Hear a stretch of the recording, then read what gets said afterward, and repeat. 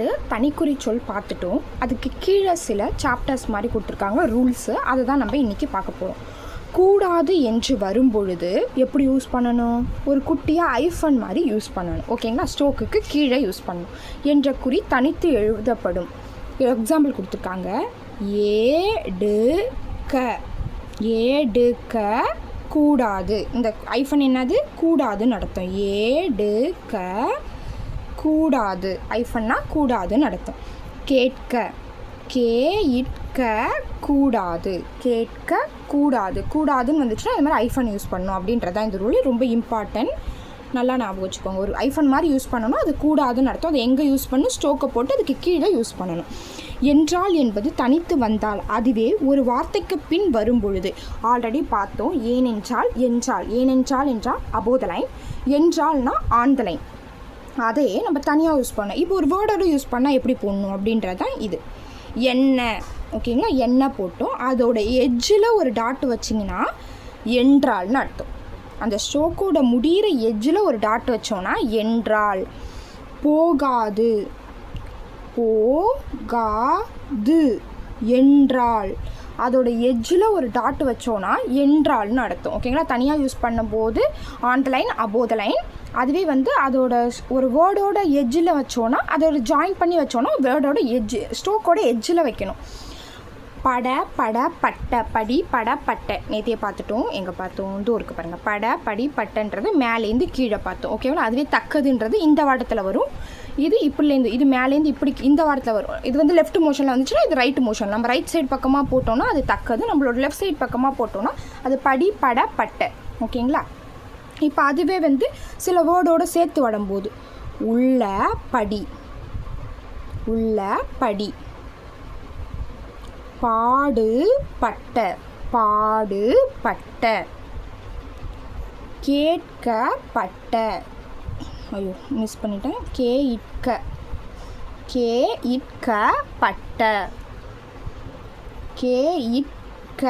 தக்கது. ஓகேங்களா? அப்படியே ஆப்போசிட். இந்த வாட்டத்தில் போட்டால் படப்பட்ட, அதுவே இந்த வாட்டத்தில் போட்டால் தக்கது.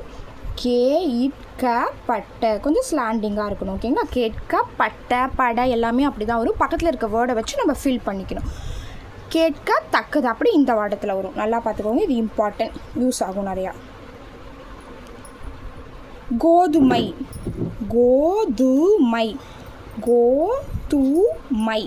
ஐடுத்தான். எண்ணெய் 2 3 செழி வந்திருக்கு. அப்போனா பெருசாக போகணும். எண்ணெய்.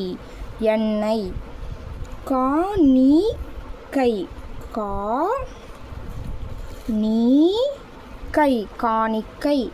எரிமலைக்கு டவுன்வோர்டு ரா யூஸ் பண்ணுறோம். ஏன்னா ஏன்றது ஒரு வப்பலில் ஆரம்பிச்சிருக்கு, அதனால் டவுன்வோர்டில் பொண்ணு ரா. ஏரிமலை. ஐடுப்தான். ஏரிமலை. ஏரிமலா போட்டேன். இப்படி ஐ போடலாமான்னா இதுவும் கரெக்டு தான். கையை எடுத்துகிட்டு போட்டோன்னா டைம் கொஞ்சம் ஆகும். கையோடு சேர்த்து போட்டோன்னா டைம் கொஞ்சம் சேவ் ஆகும். அதனால தான் கையை சேர்த்து போடுறோம். இப்படி தனித்து போட்டால் தான் எனக்கு ஞாபகம் வருதுன்னா நீங்கள் யூஸ் பண்ணிக்கலாம், தப்பு கிடையாது. ஆதி ஈஏ வந்திருக்கு. +ஏ வந்திருக்கு. அப்போனா 3rd பிளேஸில் போடுறோம். ஆதியில். அமைச்சு.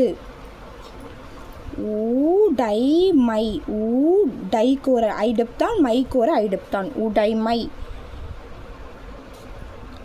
ஏரிழை. இப்படியும் யூஸ் பண்ணிக்கலாம். ஏரிழை எது உங்களுக்கு ஈஸியாக இருக்கும் நீங்கள் அதை ஃபாலோ பண்ணிக்கலாம். ஏரிழை.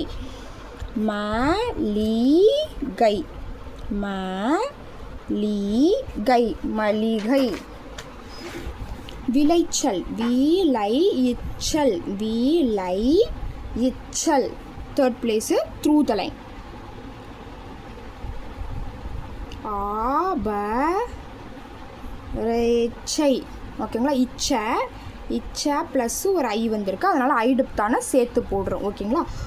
பேக்கு ஒரு ஏவபில் வச்சுக்கோங்க, அப்போ தான் வேர்டை கண்டுபிடிக்க முடியும். ஆபேச்சை. பௌர்ணமி. பௌர்ணமி.